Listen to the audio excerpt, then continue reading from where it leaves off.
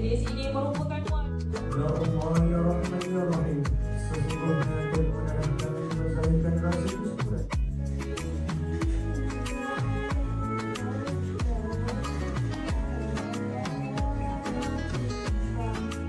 Hari ini dengan keadaan yang sangat tenang, redup, mudah-mudahan ada keberkatan dalam majlis ini. Ucapan tahniah dan syabas bagi semua penerima anugerah.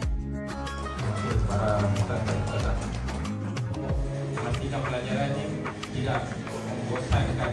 Dalam suasana sekarang ini ada interaktif. Air sungai jernih sekali, sejuk terasa di jari jemari. Tahniah dan terima kasih kepada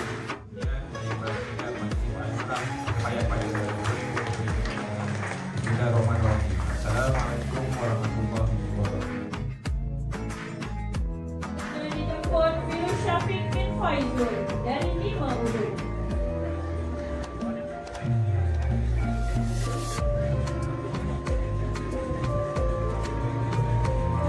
Seterusnya, terbaik Fatimah Orhana Mariam dan Muhammad Hasan.